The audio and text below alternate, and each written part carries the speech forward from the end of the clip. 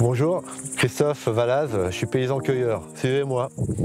J'ai 51 ans et je suis paysan-cueilleur dans mon village natal à Esserblay. Je fais de la culture sur des petites surfaces de plantes très, on va dire, très communes et réclamées, style ce qui peut être culinaire, ça peut être les sauges, les thym, ça peut être de la verveine, voilà. Et puis après, sur le côté cueilleur, pour les cueillettes en pleine nature. Et ça peut être une kyrielle de plantes, ça peut être de la reine des prés, de la bruyère, du cerf polaire, enfin il y en a à peu près une trentaine de plantes.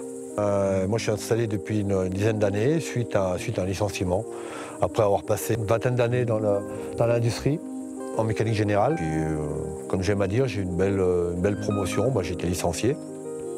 Et donc de là, j'ai rebondi et je suis reparti en formation. J'avais la chance d'avoir du foncier, d'avoir un petit peu de bâtiments, et donc j'ai travaillé autour de ça, et c'était vraiment aussi en cohésion et en cohérence avec ce que j'avais envie de vivre. Et d'être au contact de la nature, ça m'a toujours attiré. Donc c'est le côté un peu plus solitaire. Et puis après, à l'opposé, c'est aussi une fois qu'on a fait une belle cueillette, qu'on a bien séché ses plantes, c'est à l'autre bout, c'est de parler de son métier avec des clients, donner envie aux gens de consommer de la plante, de revenir vers de la plante.